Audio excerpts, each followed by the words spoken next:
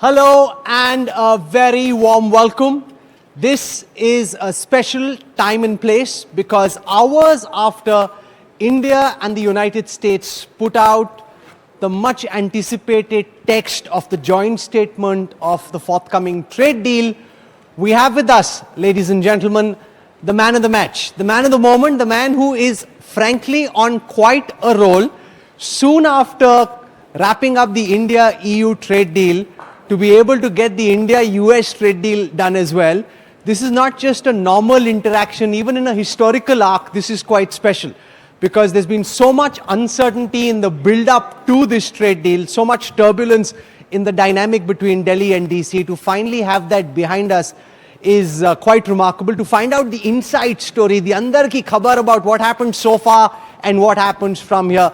Can we have a very warm round of applause as we welcome to this special conversation the man I described, and I'm sure all of you sitting here watching this NDTV Profit Conclave on television, social media, YouTube, wherever else, would call the man of the moment. Piyush Goyal, welcome. You look very relieved. Is it like getting a big mountain off your back to be able to finally close out the text of the joint statement? Not at all. I think I look the same. But I'll have to worry now that you're telling me I look relieved. Because I thought I was quite chilled out yesterday as I was day before. No, yesterday and day before, after the deal was announced, of course. I'm talking about when the United States and the president in DC were creating, by saying the kind of things they were. It surely was a very stressful period for you. Not at all. I don't think with Prime Minister Narendra Modi ji holding our back, any of us has to worry. He ensures that the national interest prevails over everything else. He gives us the confidence to be able to negotiate from a position of strength. And he always encourages us, nation first, Bharat ke hiton ki raksha karna hamari jawabdari hai.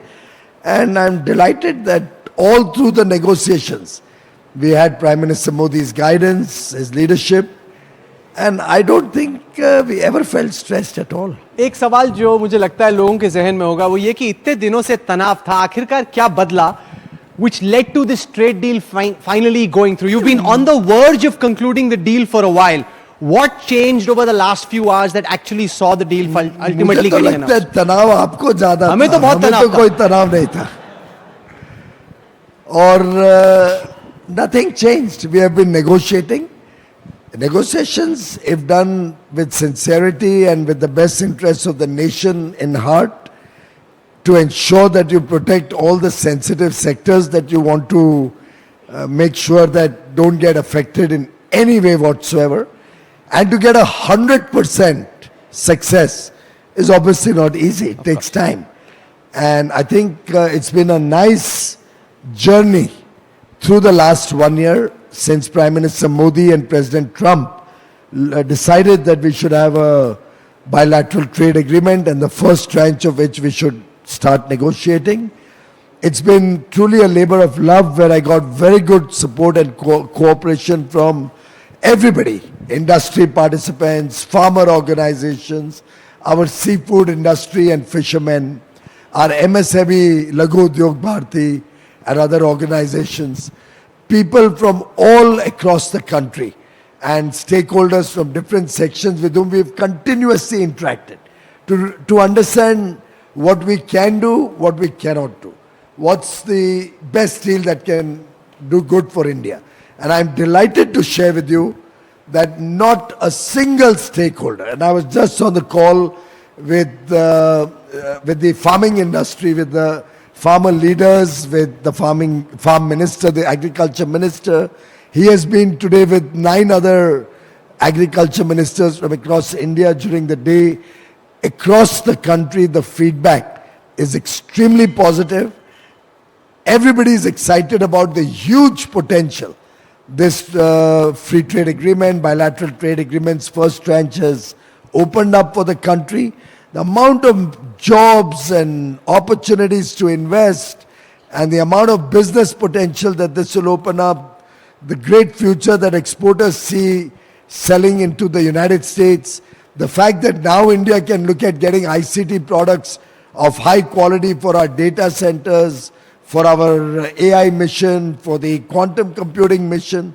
I think we are really in a sweet spot in our journey towards Viksit Bharat 2047. So what I'm going to do is use this opportunity to go through some of the sectors and get Minister Goyal to try and explain, as everybody tries to wrap their head around the deal, on what specifically happens and with what kind of timelines. The first thing you've committed to or said is likely to happen is trade going up to 500 billion between India and the United States. Almost 5x more than the base that you start with. About two and a half X. We already do about 200 billion. In terms of the exports that we're sending, how do you see the commitments that you've made in terms of getting to that value of 500 billion? It's a bilateral trade that one looks at. We already at 200 billion plus bilaterally in goods and services. We are very confident it will take us about 5 or 6 years to go to 500 billion. And this trade agreement, which gives us a comparative advantage over all the other nations whom we compete against. So China has 35%, Vietnam has probably 20%. So all our basic countries with whom we compete have a higher rate. We also have a number of zeros, both in farm produce that we export and in industrial goods, which we will continue to export at zero. I think the potential of growing exports to the US is humongous. We need industry to come up to speed. We need them to really go for it, create capacities, enjoy the fruits of economies of scale, ensure we consistently make high quality products. Sky's the limit, as the US ambassador said, limitless potential in this relationship. Okay, Likewise, India stands to gain a lot from products that we can get from the US. After all, we do need to get products like artificial intelligence equipment or data center equipment or quantum computing machinery. Now, all of these very often face difficulties and controls in different geographies. With this unlocking of this relationship to the higher levels, and with the deep friendship between our leaders, this will ensure a free flow of products that are needed in India. This will help us get our aircrafts, engines, and spare parts faster, which we need. We already have orders worth, I think, 80 or 90 billion on Boeing, on GE, on the aerospace ecosystem. We need that to come quickly, and I've been telling my American friends that please ensure that we get the supplies that we need. Our steel production is going to double from 140 million to about 300 million tons. We are going to need more coking coal. We don't have enough coking coal in the country, and we will be required to import. And rather than being on the clutches of one or two exporting nations, I would rather have diversified suppliers, more the merrier. It brings our buyers, our Indian buyers who are getting this material, more competition. I think in every respect, this is a trade deal that will actually help us unlock huge potential on both sides, and collectively the 9 free trade agreements that Honorable Prime Minister Shri Narendra Modi ji has spearheaded and finalized, that cover 38 countries, of which 37 are developed nations. Mauritius is the only one left that's also got about 4 times our per capita or 5 times our per capita income. And most of the people there, in any case, people of Indian origin. And they don't have much that they compete against India with. So again, we complement each other. The rest of the economies are all complementary to India. So this is a win-win game. We only stand to benefit from going across the continents, across the globe, expanding our international engagements, because I think no country in the world in history has become a developed nation without looking outside their own country. So I'm going to get some questions from the audience as well. So you can have your questions ready, and we've got some very interesting minds over here, so we'll have those questions out. But I want to talk for a moment about imports as well from the United States, because we're liberalizing imports, and we've seen in particular concerns being raised by the opposition around agriculture, and concerns that somehow, at least that's the fear that is being propagated, that India gets swamped by agricultural produce. Now, I've seen some of the comments that you made in the press conference this afternoon, and I've also seen the tweet of the Agricultural Secretary in the United States, who obviously they are claiming it to be a victory for their farmers and for their local constituents, which is not rocket science, quite obviously. imaginable. So do you want to explain how you intend to deal with the potential backlash which will sort to be created on agricultural imports? Well, I think everybody in this room and all your viewers are basically familiar with what are the produce of our farmers in India. Sure. That really define farming in large measure and where we are self-sufficient. And let me read out to you some of the items that we've kept outside any concession. So these items, there's absolutely zero concession. They continue to have the same treatment as before, even after this free trade agreement. So no concession, exempt from this trade deal. We have meat, we have poultry, all dairy products, GM food products, cereals like rice, wheat, sugar, soya meal, corn, that's maize, millets like jawar, bajra, ragi, kodu, amaranth, fruits like banana, strawberries, cherries, citrus fruits, pulses like green pea, Kabuli chana, moong, oil seeds, certain animal feed, groundnut, honey, malt and its extracts, non-alcoholic beverages, flour and meals, starch, essential oils, ethanol for fuel, tobacco, bacha kya hai? Where is the fear? No, say Almost every farmer commodity which is made in India in good, respectable quantity, where we are not dependent on imports, has been kept out of this trade deal. Now, there are a few products which we have been importing for years and years, from the Congress time. I wish they had looked into the mirror and asked themselves why they had to import soya bean oil when they were in government.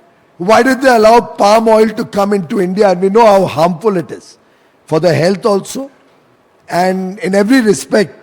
But it's Congress who has done this criminal and negligent act of allowing palm oil into the country and in a way making people so dependent on palm oil, which we are suffering. Our farmers are suffering.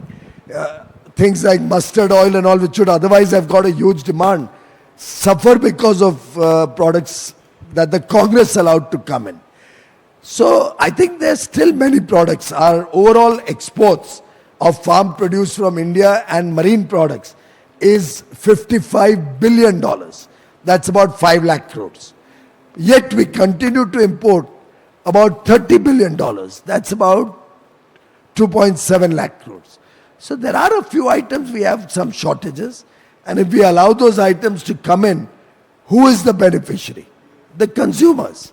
Who is at a loss? Nobody. Because there is a shortage, we don't have enough production, there is a demand. And while opening up, we've been very, very calibrated, even in those items. Making sure there's enough transition period, making sure prices are protected in India for Indian production. So it's a very logically, carefully thought out strategy in consultation with farm organizations, with the line ministries, which will ultimately help the Indian economy and the Indian farmer both prosper. Okay, I'm going to get Neeraj Shah, who's the markets editor at NDTV Profit, to ask you a question, Minister. Go for it, Neeraj. Mr. Goyal, there is a presumption that no country will be very successful in the global stage unless they export. A lot of these FTAs would probably lead to more exports, and the presumption in the economist camp is that that will induce private capex. Do you believe we'll finally see private capex happen in India over the next 24 months? Well, undoubtedly. Just look at the sectors where we've got now preferential duty coming down to 18% reciprocal tariffs. whether it's textiles, footwear, sportswear, leather goods, sports goods, the entire range of labor-oriented goods are all down to 18. In many cases, we even have preferential tariff of zero duty access into the US. So for example, if we look at industrial goods, all our smartphones go at zero duty and will continue to go at zero duty. Our pharmaceutical industry will get a big leg up because they continue to go at zero duty. Our gems and diamonds will continue to go at zero duty. There's some essential oils, certain home decor items like chandeliers, illuminating signs, parts of lamps, seats, they'll all go at zero duty. And there's a whole list of items, natural rubber, items made of plastic, wood, etc. Similarly, in agriculture, we've got zero duty access in terms of reciprocal tariffs. There'll be no reciprocal tariff on all spices, which is a very big interest of ours. On tea and coffee, which is a big interest of India's. On copra, coconut oil, big interest of India. Vegetable wax, nuts like areca nut. Areca nut farmers are delighted and joyous. Brazil nuts, cashew nuts, chestnuts, fruits and vegetables like avocados, bananas. You're the Apples? largest producer of bananas. How would you look at the concerns of apple growers? Well, I think if you heard me in the morning, you would have by now figured out that we've done such calibrated opening. First, India is an importer of apples. Our production is about 21 lakh tons. Our consumption is about 27 lakh tons. We continue to import 5.5 lakh tons or thereabouts every year. Point one. Point two, the acreage under apples is not easily increased because it's in the hill areas. Consumption, on the other hand, continues to increase. So while we are trying to increase productivity, we still continue to have outpaced demand, given the higher prosperity level, higher income levels of the people of India, which is clearly leading to more shortages. Point three, today, as we speak, we import from the United States of America substantial quantities of apple. And what is the way government has helped our apple farmers? We put a floor, minimum import price, 50 rupees per kilo. Nobody can import below that. And there's a 50% duty, 25 bucks. So 75 rupees landed at the port is the minimum at which anybody can bring from abroad. Then there are other costs associated with it. So really our farmers have easily a protection up to 100 bucks or thereabouts from imported production if they make good quality. In this deal, we have done a calibrated opening of a quota, which is less than what we are importing today from America. And that quota, we've kept a minimum import price of 80 rupees and a 20 rupee duty on that. How does that sound, ladies and gentlemen? Can that be harmful for India?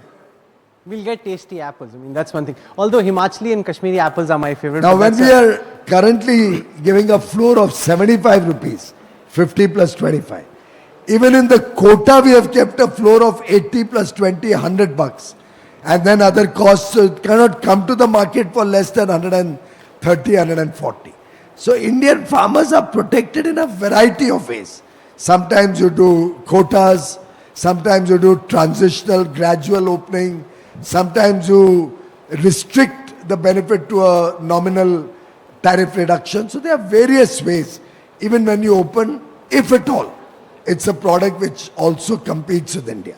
There are many products we have no competition. For example, as I said earlier, soybean oil. But there also we've not done a complete opening. It's a quota.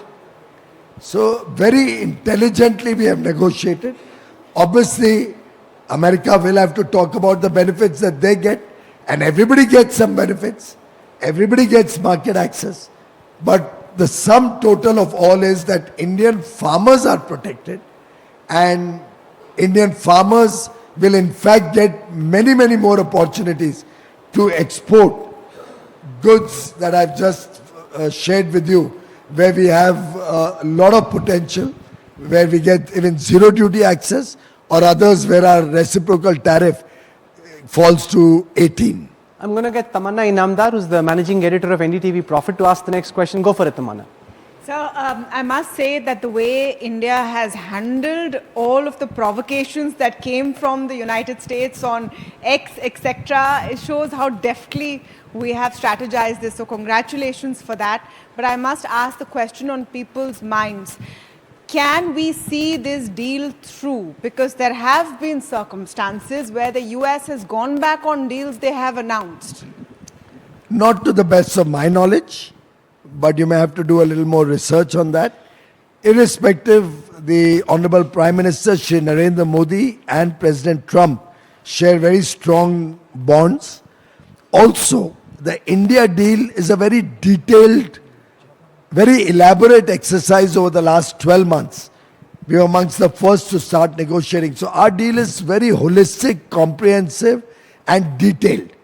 Many times deals have been announced which are frameworks without the detailing having been done.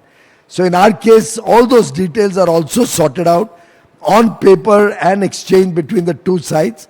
So it's a very robust deal, and typically how India works and how Prime Minister Modi works, full assurance that this will get implemented. I think it'll take us about a month, month and a half to do the documentation, and we should be on. Whereas the joint statement has already been issued early this morning. So we are looking to see the executive order reducing the US tariffs to 18, reciprocal tariffs to 18% very soon. Now, one of the things this statement put out by the White House says is that India is also going to be cutting back on import of oils from Russia. And that it also uses pretty aggressive language to make the point that if we change our mind and we start importing again, all these reciprocal tariffs will come back. How do you look at this kind of coercive language being used? I think the Ministry of External Affairs has already spoken on this issue on several occasions. I have made a statement on the floor of the House, and this is a subject that the Foreign Office looks after. I don't see any relation of trade with issues which are handled by the Foreign Office. Okay, I'm going to get Mr. Jaikumar to ask a question. Sir. Hi. Feedback from the market, Piyush. Table thumping positive. I think people are delighted that it got signed as quickly as it did. A basic document. Considering that there are multiple industries here which are affected, I talk on behalf of one, not that I'm part of the industry, which is the pharmaceutical industry, which has done India proud in terms of the kind of exports it's doing. Where if you see, I'm just reading out from the 3-page document that got signed, which says that it's a zero duty scenario and etc. etc. But there's also one line which is it a fly in the ointment, which says negotiated outcomes subject to investigation under Section 232. It's not easily understood what that means. Is that meant to be a disclaimer of sorts? Not at all. Pharmaceuticals will continue to get zero duty access into the US. It's an agreed position. Section 232 is a national security section in the American law under which an investigation is carried out, and the pharma investigation is ongoing. They haven't made a determination as yet. Now, till that determination is made, they cannot presuppose and make any mention of a particular rate in the document. So, therefore, that language comes in. But I can assure you, in our understanding, the pharma industry, for generic pharma and its ingredients, the chemicals that go into it, have been given a zero duty assurance. Once the Section 232 findings come out, we'll be doing the necessary paperwork. IT services are very important in terms of export to the United States from an Indian perspective. Have you got any assurance on H-1B visas, because immigration has been such a vexed issue in the United States? What's your message to all those companies and those engineers who are banking on those H-1B visas? Well, those days are gone. I remember the H-1B visa story had gradually deteriorated into a lottery. So if I needed 2 H-1B visas, I would calculate that 1 out of 7 are going to get it. I would apply for 15 and hope to get 2 out of those. Gradually, the process had gone down to that level, point 1. Point 2, post-COVID, I have not heard any company, absolutely any company, come to me and ask me to talk to the US or try to negotiate for more H-1B visas. The world has changed.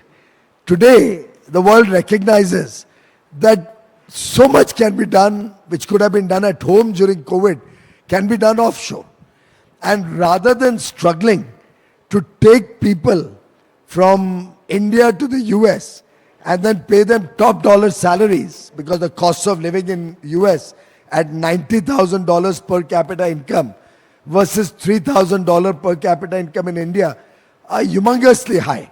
So A, you pay more to the person spends more, but all to the US economy. Whereas in India, when they outsource that work to our global capability centers, not only do we create jobs in India, not only do our people work and spend and pay taxes in India, not only are they with their families, but it also makes the business more attractive and profitable for all those who are running the 1800 plus GCCs in India. There is so much attraction for the India story today. Fastest growing large economy. For the last 4 years, expected to be for the next 25 years, the fastest growing large economy. $4 trillion today. Any maths you can do, and I see some very good experts in maths in the audience, this will be a $30 trillion economy in 2047. That's the India story that we are negotiating. And that's the strength which helps me negotiate smarter and better. When I show people, look, I've got a $26 billion waiting to grow. That's the business opportunity. It attracts people. So right now, as we speak, and I'm sorry I had to go out because some of these international engagements are at a very fast pace. We are almost on the verge of closing one more free trade agreement. Which one, sir? Which one? Which one is the? Which one You'll is hear the? about it very soon. Which one is the next one that's going to? मतलब ऐसे नहीं कि तो बोलो हर हफ्ते आपका तो वैसे ही ट्रैक रिकॉर्ड चल रहा है अभी. But we have Canada who wants to launch negotiations, so terms of reference are under negotiation. When the Honorable Prime Minister of Canada comes, we launch that. 2 days back, I launched the GCC, 6-nation GCC free trade agreement. We finalized the terms of reference and we launched that. We already have discussions going on to expand the PTA with the Mercosur group of companies. When Prime Minister was in South Africa, they expressed the desire that we also want to do a trade deal with India. This is your Bharat, which all of you should be proud of. Sir, but I want to, before we wrap up, ask you a larger question about the idea that globalization was in retreat, the idea that we are moving away from free trade. Now, for various reasons, a lot of which not in our control, we've now reached a situation where we are signing up trade deals which have been in the works literally for decades, or at least being spoken of for decades. How do you look at the larger question of the philosophical retreat of global trade and the globalization project and the reality of so many trade deals being signed? I disagree with that. Globalization is neither retreating, nor taking a backseat, nor slowing down. On the contrary, global trade continues to grow despite all this turbulence, if you look at the numbers. Our own trade, goods and services combined, will grow this year by at least 5-6%, maybe 6% or thereabouts. So rest assured that and we'll grow both in goods and in services. We're growing in both in this turbulent year. So whoever talks of globalization being in retreat is ill-informed, sadly. Second, look at the philosophy of the negotiations of the Modi government versus the past. It's very important to understand. Which are the free trade agreements that the Congress party and the partners like DMK and Trinamool Congress and Samajwadi Party, this ilk of UPA or so-called India Alliance, what are the free trade agreements they did? I looked at the countries with which they did free trade agreements. The only two developed nations, only two, with which they did a free trade agreement was Japan and Korea. And the rest of the 30-odd countries with whom they did free trade agreements or preferential trade agreements were all our competitors, either LDCs or developing countries, just like us. So imagine in one of their trade deal, if they do give concessions to, in ASEAN agreement, they give concessions to Indonesia, Vietnam, they're actually shooting themselves in the foot. Okay. Whereas all of our agreements are with developed nations whom we complement, not compete with. So my only point is, understand the philosophy of this government and how it is going to help Bharat grow. Thank you very much, Minister Goyal, for joining us. It's very rare to have the man of the moment join us on the day when he's in the center of all the action, as we saw quite literally with that unexpected phone call. I'll ask him later, kiska phone aaya tha, kya baat hui, but that's for an off-record conversation, not this. Thank you very much, Minister Piyush Goyal, for joining us at this NDTV Profit Conclave. And nicely done on the EU deal and the US deal. I wait to find out who's next. Thank you, sir. I don't know how Rahul does it, but every time we have some big announcement or a big engagement happening, by coincidence, I'm sure this would have been decided. हमने बोला था Donald Trump को कि आज कर देना हमारा बड़ा इवेंट है and we want to ensure it's a very topical newsy event, and that's kind of how the timelines went. Thank you very much, Minister Goyal, for joining us. Thank you.